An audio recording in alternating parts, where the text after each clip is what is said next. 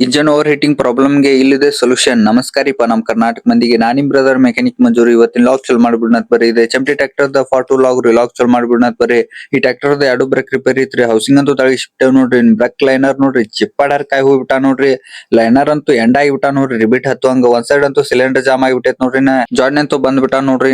HMT company ಹೊಸ wheel cylinder ತರಿಸ್ಬಿಟ್ಟವ್ ನೋಡ್ರಿ. Break liner ಎಲ್ಲಾ ಬಂದಾವ್ರಿ. ಕೆಲಸ ಚಲ್ ಮಾಡ್ಬಿಡ್ನತ್ ಬರ್ರಿ. ವೀಲ್ ಸಿಲಿಂಡರ್ ಅದು ಫಿಟ್ ಆಗ್ಬಿಟ್ಟಾವ್ ನೋಡ್ರಿ. ಒಂದ್ ಸೈಡ್ ಲೈನರ್ ಫುಲ್ ರೆಡಿ ಆಗಿಬಿಟ್ಟೈತ್ ನೋಡ್ರಿ.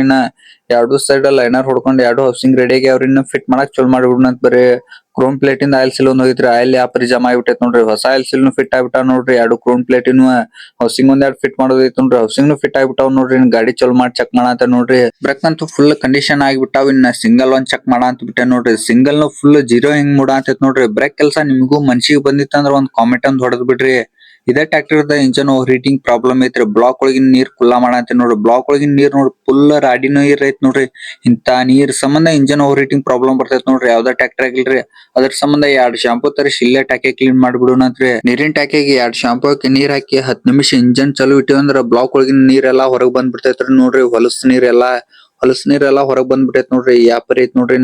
ಎರಡ್ ಮೂರ್ ಸಲ ಕುಲ್ಲಾ ಮಾಡೇನ್ರಿ. ಈಗ ನೋಡ್ರಿ ಸ್ವಚ್ಛ ನೀರ್ ಬರಾತೈತ್ ನೋಡ್ರಿ. ಇಂತ ಸ್ವಚ್ಛ ನೀರ್ ಇತ್ತಂದ್ರ ಇಂಜನ್ ಓವರ್ ಹೀಟಿಂಗ್ ಪ್ರಾಬ್ಲಮ್ ಬರುದಿಲ್ಲ ನೋಡ್ರಿ. ಲಾಗ್ ಇಷ್ಟ ಲೈಕ್ ಅಂಡ್ ಫಾಲೋ ಮಾಡ್ರಿ. ಆದಷ್ಟು ಶೇರ್ ಮಾಡ್ರಿ. ನೆಕ್ಸ್ಟ್ ಲಾಗ್ ದಾಗ ಸಿಗುಣಂತ.